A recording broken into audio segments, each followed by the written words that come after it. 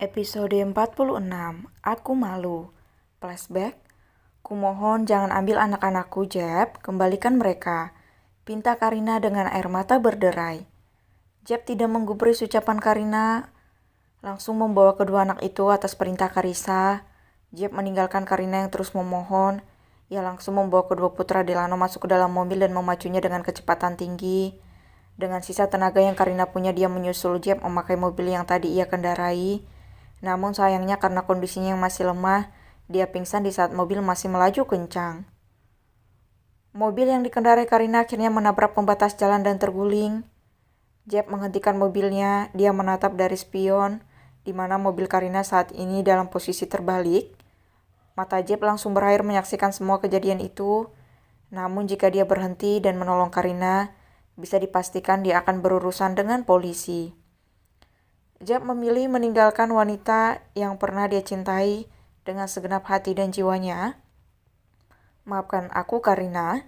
This is Jeb.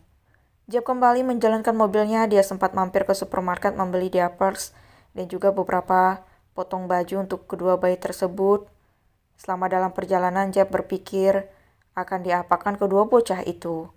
Tidak mungkin dia membawanya pulang seperti keinginan Karissa. Bisa-bisa Karissa akan membunuh bayi-bayi itu. Meskipun di hati Jeffrey masih tersimpan dendam, tapi dia masih memiliki nurani terhadap dua makhluk tak berdosa itu. Tak lama, ponsel Jeff berdering dan itu panggilan dari Karissa. "Apa kau sudah membawa bayi-bayi itu?" tanya Karissa begitu ponsel tersambung. "Aku sudah membawanya, tapi aku akan melenyapkannya sendiri," ujar Jeffrey. "Saudariku, apa kau yang membuatnya mati? Mayatnya baru saja ditemukan, mobilnya terguling dan saat ini aku sedang di kediaman Delano." "Tidak, mungkin tadi dia berniat mengejarku. Aku tidak tahu." Aku tutup teleponnya. Dia buru-buru mematikan teleponnya. Mata pria itu memerah. Dia menunduk meletakkan kepalanya di atas setir mobil. "Maafkan aku, Karina." "Maaf," lirik Jeb penuh penyesalan.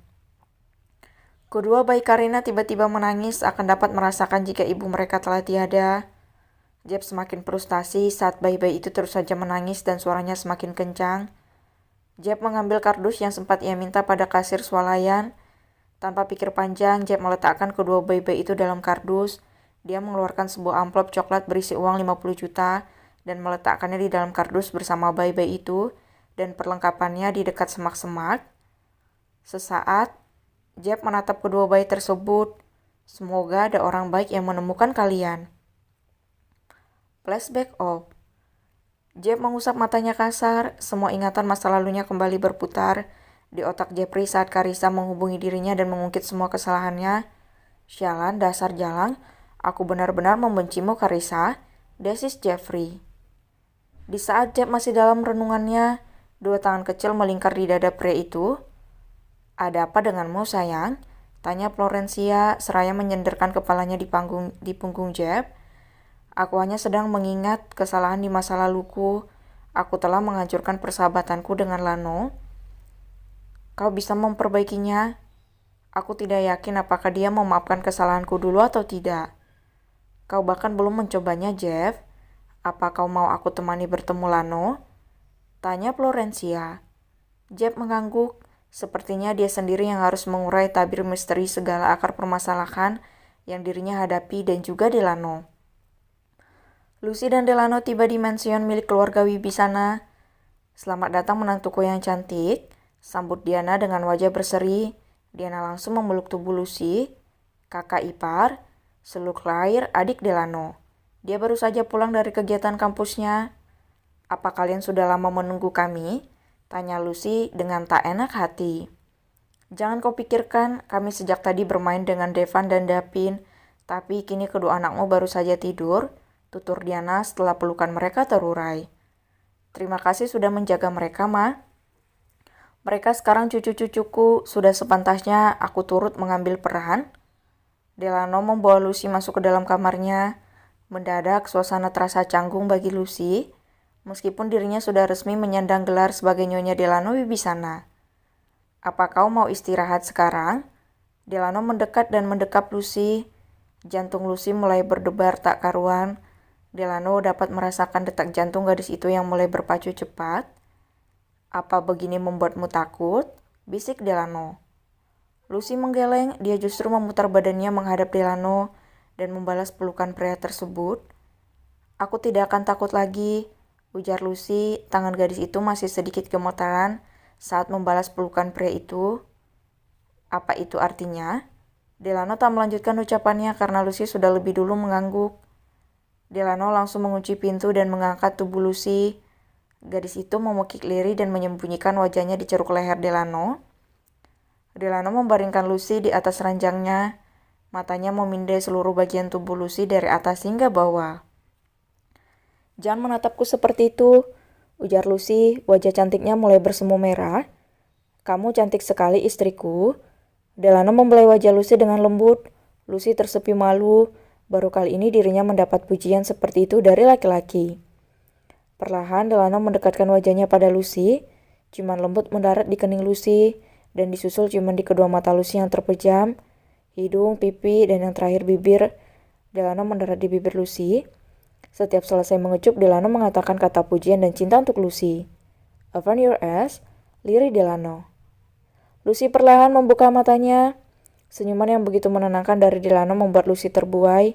Lucy mengangkat tangannya dan membelai alis Delano, hidung, dan juga bibir. "Terima kasih sudah hadir di hidupku," lirih Lucy. Suaranya bergetar dan parau. "Aku yang seharusnya bilang seperti itu. Terima kasih kau sudah merawat anak-anakku dengan baik. Terima kasih kau sudah mau menjadi ibu untuk mereka," ucap Delano tanpa sedikit pun mengalihkan pandangannya dari Lucy. "Bolehkah aku memulainya?" tanya Delano. Lucy tersipu dan mengangguk. Tubuh Lucy terasa kaku, seketika matanya terpejam erat. Delano menghentikan aksinya dan membelai wajah Lucy. "Buka matamu, Lucy." Lucy perlahan membuka kelopak matanya, menatap suaminya kembali. Namun Lucy menutup wajahnya dengan kedua telapak tangannya. "Jangan menatapku begitu, aku malu." Delano terkekeh melihat tingkah menggemaskan Lucy. "Bagaimana aku bisa mengalihkan pandanganku dari bidadari secantik dirimu?" Lucy memukul dada Delano pelan. "Jangan menggombal. Aku senang kau sudah mulai terbiasa denganku, Lucy." Aku juga senang, ini tidak buruk," kata Lucy. Delano tersenyum mendengar ucapan Lucy. "Jika begitu menurutmu, izinkan aku melanjutkan yang tadi."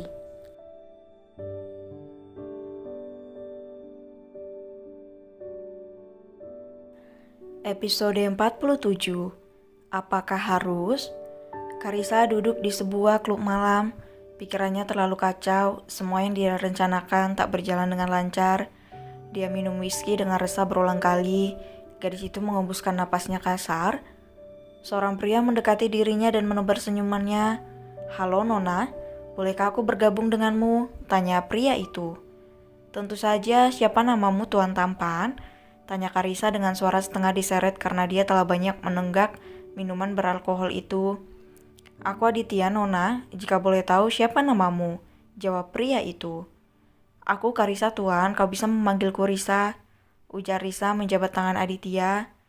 Aditya segera duduk di samping Risa. Badan gadis itu tak lagi tegap, tubuhnya mulai lesu bersandar di sofa. "Apa kau mau aku antar pulang?" tanya Aditya melihat Carissa sepertinya sudah mabuk berat. "Kenapa pulang? Kau tidak ingin melewati malam ini denganku?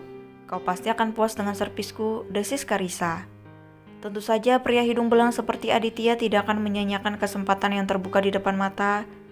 "Baiklah, aku ingin tahu sehebat apa dirimu," kata Aditya. Kedua orang itu akhirnya pergi meninggalkan klub itu naik ke lantai atas di mana terdapat hotel. Delano tersenyum melihat wajah Lucy yang memerah. Bahkan gadis itu membuang pandangannya ke arah samping saking malunya. "Terima kasih istriku. Aku yang seharusnya berterima kasih padamu. Kamu mau bersabar menunggu kesiapanku," lirih Lucy dengan wajah yang memerah malu. "Itu memang sudah tugasku. Toh aku hanya menunggu selama 2 hari bukan 2 minggu atau bulan atau tahun. Jelas aku kuat," desis Delano seraya menahan tawannya saat Lucy memukul dadanya perlahan. "Aku mencintaimu Lucy, kau istriku yang berharga," batin Delano. Keduanya terlelap dalam keadaan polos, namun beberapa jam kemudian Delano sudah kembali on dan memacu tubuh Lucy hingga pagi menjelang. "Sudah, hentikan, aku lelah, ini sangat sakit dan perih," protes Lucy lemas. Kakinya bahkan terasa gemetaran. "Maafkan aku sayang, kamu terlalu indah untuk dilewatkan," ucap Delano. "Ayo aku bantu membersihkan dirimu, setelah kita mengantar Depan dan Dapin, kamu bisa kembali tidur." Lucy hanya pasrah, dia benar-benar tidak sanggup untuk berjalan. Bahkan untuk berdiri pun dia tak yakin sanggup. Namun yang terjadi di dalam kamar mandi semakin menguras tenaga Lucy, karena Delano kembali menyerangnya tanpa ampun. Entah pria itu mendapatkan stamina dari mana. Tenaganya seperti selalu penuh, bahkan tak berkurang sedikit pun. Lucy tergeletak di atas tempat tidur sementara Delano pergi ke kamar si kembar. "Lano, mana Lucy?" tanya Diana heran melihat Delano sendirian dengan pakaian santai. Delano menggaruk tengkuknya dengan wajah cangkung. Dia pun mengatakan jika Lucy tertidur karena kelelahan. Diana tertawa. Ia turut senang karena menantunya tidak lagi takut disentuh oleh putranya. "Ya sudah, kamu temani istrimu, Mama dan Claire yang akan antar Depan dan Dapin." Delano tersenyum lalu mengecup kening ibunya. "Terima kasih, Mama." Sebelum kembali ke kamar untuk menemui Lucy, Delano masuk ke ruang kerjanya dan menghubungi Regan. "Iya, Tuan. Apakah rapat hari ini jadi dilaksanakan?" "Iya, Tuan. Apa Tuan tidak mau menghadirinya?" tanya Regan. "Karena ini kali pertama Delano tidak ke kantor dalam kurun waktu yang cukup lama. Aku akan ikut mengawasi jalannya meeting dari laptop, sambungkan saja jika sudah mulai," ucap Delano. "Baik, Tuan." Delano mematikan sambungan teleponnya. Ia lantas menghubungi Suryo menanyakan perkembangan pencarian Jaka.